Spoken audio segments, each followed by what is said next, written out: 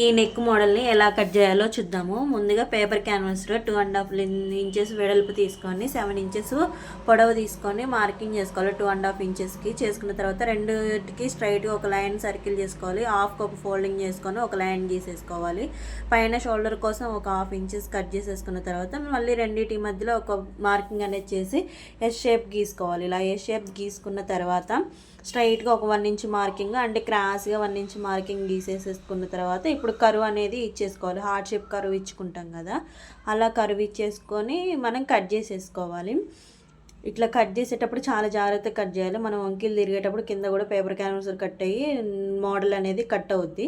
ఇలాంటి వీడియోస్ కోసం నా ఛానల్ని ఫాలో అవ్వండి. నా ఛానల్ నేమ్ పిఏవి లక్ష్మీ బోటెక్. మరిన్ని వీడియోస్ కోసం నా ఛానల్ని సబ్స్క్రైబ్ చేసుకుంటే మీకు మంచి మంచి వీడియోస్ని నేను మీకు అప్లోడ్ చేస్తాను. కట్ చేసిన తర్వాత నెక్ ఇలా ఉంటుంది. దీన్ని ఇప్పుడు మనం క్లాత్ మీద వేసుకొని ఒక కుట్టు వేసుకొని ఇట్లా ఎడ్జ్లు కట్ చేసేసుకోవాలి. ఎందుకంటే కుట్టు అనేది పేపర్ క్యాన్వాస్ జరగకుండా ఉండడానికి, ఇట్లా ఫోల్డ్ చేసుకోవడానికి, మనం హెమ్మింగ్ చేసేటప్పుడు ఫోల్డ్ చేసుకోవడానికి ఈజీగా ఉంటుంది అన్నమాట. హెమ్మింగ్ కోసం ఇట్లా ఫోల్డ్ చేసేసి ఒక కుట్టు అనేది వేసేసుకోవాలి.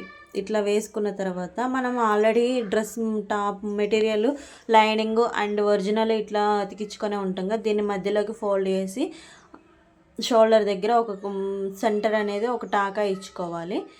మళ్ళీ మనం కరెక్ట్గా అంతా సరి చేసేసుకొని మధ్యలో సెంటర్కి ఒక లైన్ అనేది గీసేసుకోవాలి. ఇట్లా గీసుకోవడం వల్ల ఏంటంటే అది సెంటర్ అనేది మనకు ఒక ఐడియా వస్తుంది. మనం కుట్టే పేపర్ క్యాన్వాస్ సెంటర్ పాయింట్ కరెక్ట్గా ఉంటుంది అనమాట.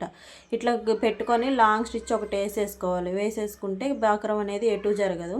షోల్డర్ మనం 2.5 తీసుకున్నాక 2.5 కానుండి మనం పేపర్ క్యాన్వాస్ మీద పాదం మందంతో ఒక కుట్టు అనేది టోటల్గా మొత్తం ఇది వేసేసుకోవాలి. కార్నర్స్ వేసుకునే ముందు చాలా జాగ్రత్తగా వేసుకోవాలి. ఇట్లా కుట్టు వేసేసుకున్నాక ఎక్స్ట్రా ఉన్న క్లాత్ ఉంటుంది కదా, మనం పాదం మందం ఖర్చుతో కట్ చేస్తున్నాం కదా, కుడుతున్నాం కదా, కుట్టినప్పుడు ఎక్స్ట్రా క్లాత్ అనేది మొత్తాన్ని కట్ చేసేసుకోవాలి.